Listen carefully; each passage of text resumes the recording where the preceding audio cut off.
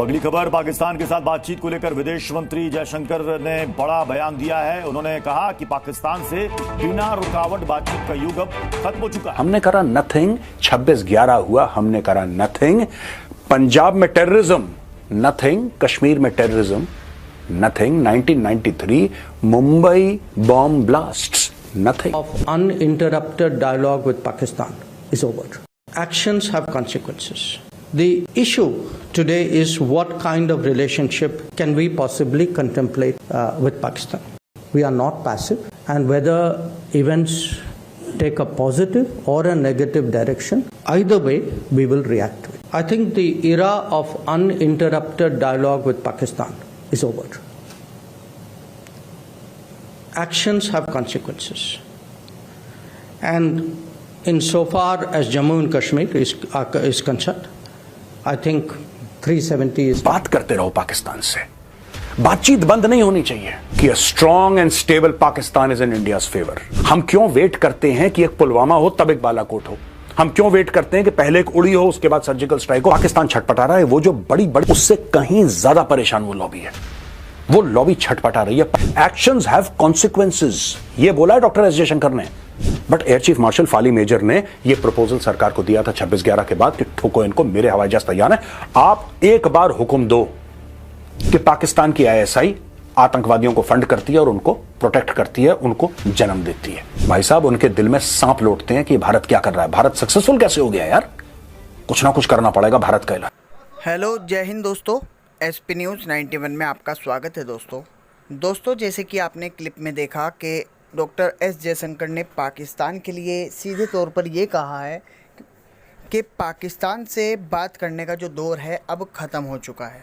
पाकिस्तान फ़िलहाल इतनी ज़्यादा क्राइसिस में है कि वो भारत से दोबारा से ट्रेड स्टार्ट करना चाहता है, लेकिन डॉक्टर एस जयशंकर जो कि हमारे फॉरेन मिनिस्टर हैं, उन्होंने साफ तौर पर पाकिस्तान को ये कह दिया है कि अब जो है बात करने का दौर वो है पूरे तरीके से समाप्त हो चुका है। अब हमें इससे कोई बात नहीं करनी, और रही बात व्यापार की तो उसे तो पाकिस्तान भूल ही जाए।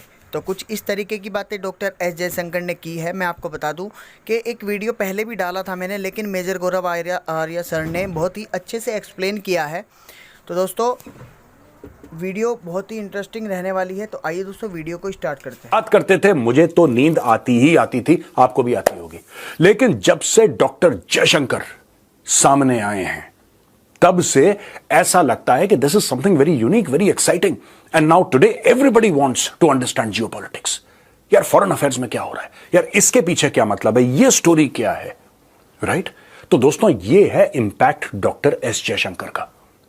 अभी दिल्ली में एक बुक रिलीज के दौरान उन्होंने यह बोला कि the days of uninterrupted dialogue with Pakistan are over. इसका क्या मतलब है?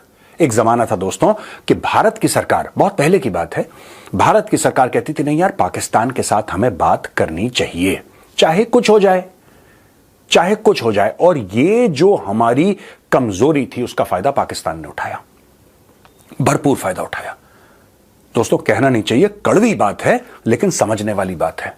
दोस्तों, 1947 कश्मीर, पाकिस्तान ने भारत के ऊपर हमला करा और हमने क्या किया? नथिंग। 1965 में पाकिस्तान ने हमारे ऊपर हमला करा और हमने क्या करा? नथिंग। 1999 कारगिल, पाकिस्तान ने हमारे ऊपर हमला करा और हमने क्या करा? नथिंग। चाहे अक्षरधाम मंदिर पे अटैक हुआ हो, हमने करा नथिंग। 26/11 हुआ, हमने करा नथिंग। पंजाब में टेररिज्म नथिंग, कश्मीर में terrorism nothing. 1993 Mumbai bomb blasts nothing.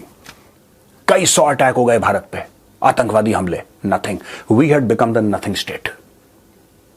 बहुत दिल में पीड़ा होती है बोलते हुए, बहुत खून के आंसू रोए हैं सिर्फ ये सोच के कि वी डिड नथिंग। यहां पे लोग कहते हैं नहीं, बात करते रहो पाकिस्तान से, बातचीत बंद नहीं होनी चाहिए, बातचीत बंद नहीं होनी चाहिए, because India is a mature nation and we must keep on engaging with Pakistan. यहां पे कई लोगों की यह भी दिमागी बीमारी आज की तारीख में भी है दोस्तों कि a strong and stable Pakistan is in India's favour. एक मजबूत और स्थिर पाकिस्तान भारत के फायदे में है। ये सब बेवकूफी की फिलॉसफीज हैं दोस्तों। ये जूते के यार हैं, इनको चाहिए सर्जिकल स्ट्राइक, इनको चाहिए बालाकोट, इनको लगातार। और मैं तो ये सरप्राइज्ड हूं कि सरकार ने दोबारा क्यों नहीं करा। हम क्यों वेट करते हैं कि एक पुलवामा हो तब एक बालाकोट हो? हम क्यों वेट करते हैं कि पहले एक उड़ी हो उसके बाद सर्जिकल स्ट्राइक हो? सर्जिकल स्ट्राइक और बालाकोट तो वैसे भी पाकिस्तान के ऊपर होने चाहिए यार, चाहे वो कुछ करें ना करें। ठोको इनको, डेली ठोको। डॉक्टर जयशंकर कहते हैं सब बंद। मोदी जी ने बोला है कि ये पूरे पाकिस्तान के मामले की बातचीत के मामले में मैंने ताला लगा दिया। आपको याद होगा मोदी जी के वर्ड्स, लग गया ताला।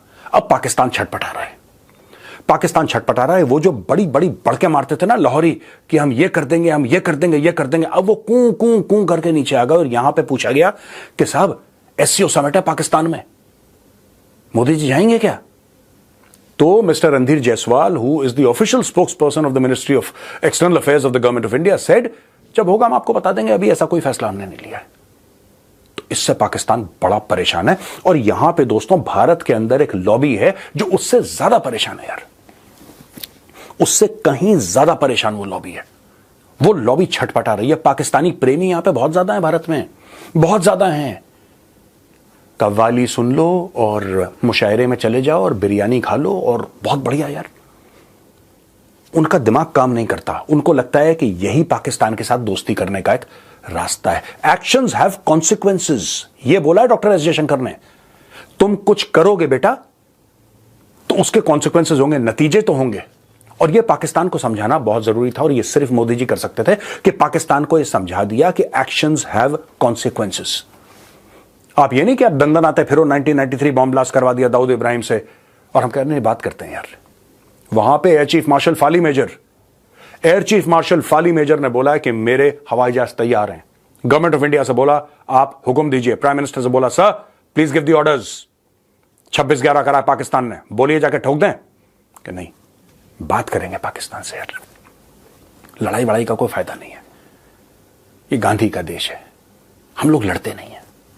वो हमें मार काट के चले जाएं, डेली यहां पे खून की नदियां बहें, हम गांधी का देश है यार, ये सब बातें मत करो। उन्होंने बोला ठीक है sir, India is a democracy, you are the boss. आपने बोल दिया। एयर चीफ मार्शल अपने आप थोड़ा ना बोल देगा प्लेन्स को कि take off and hit Karachi. He said ठीक है, we'll stand down. But air chief marshal Fali Major ने यह प्रपोजल सरकार को दिया था 26/11 के बाद कि ठोको इनको, मेरे हवाई जहाज तैयार है। आप एक बार हुक्म दो, एक बार हुक्म दो, पाकिस्तान की धरती लाल हो जाएगी। एक बार नहीं, बात करनी है। यही डॉक्टर जयशंकर ने बोला है कि actions have consequences. Uninterrupted dialogue का समय अब जा चुका है दोस्तों। इसके अलावा यहां पे इन्होंने चाइना के बारे में बात बोली है कि देखिए एक तो चाइना मेजर पावर है, राइट, और दूसरी चीज है कि हमारी उनके साथ प्रॉब्लम भी चल रही है लाइन ऑफ एक्चुअल कंट्रोल की। यानी कि major powers will be a conundrum because they are major. अब देखिए चाइना छोटा पावर नहीं है, China is a major power. एक ये प्रॉब्लम है और दूसरी प्रॉब्लम है कि हमारा पड़ोसी है। अगर चीनी होते 1000-2000 किलोमीटर दूर तो हमारे प्रॉब्लम थोड़ा ना करते। वो प्रॉब्लम इसीलिए कर रहे हैं क्योंकि line of actual control perceptional है। There is no line of actual control, there is no physical line which is called line of actual control. हम समझते हैं ये, वो समझते हैं, और इसी समझ में झगड़ा है, युद्ध हो गए, हजारों लोग वीरगति को प्राप्त हो गए, भारतीय सेना के सिपाही, अफसर, जेसीओस। तो दोस्तों कहने वाली बात यह है कि चाइना के साथ भी हमें डील करना है। जहां तक है बात अफगानिस्तान की, उन्होंने बोला कि we are very clear eyed. Doctor Jaishankar कहते हैं we are very very clear eyed about our interests, और उन्होंने बोला कि strong people to people relation. अब मैं आपको एक छोटी सी बात बताता हूं। आज की तारीख में आपको यह बात पता होगी क्योंकि यह मीडिया 100 बार आपको बता चुका है कि अमेरिका ने 20 साल में अफगानिस्तान के अंदर $2 खरब, $2 ट्रिलियन खर्च करे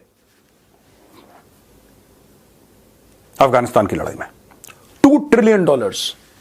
उसमें से कुछ लोगों की भलाई के लिए भी करे होंगे, ज्यादातर हथियारों पे करे, और वो हथियारों का पैसा वापस अमेरिका चला गया। बिकॉज जाहिर सी बात है अफगानिस्तान में तो वो हथियार नहीं बनते जो अमेरिका को चाहिए, तो वापस अमेरिका से वो हथियार आते थे और वापस पैसा जाता था अमेरिकन कंपनीज को। $2 ट्रिलियन। तो दोस्तों $2 ट्रिलियन खर्च करे अमेरिका ने। अब आप सोचो, इमेजिन। लेकिन भारत ने कितने खर्च करे आज तक 20 साल में?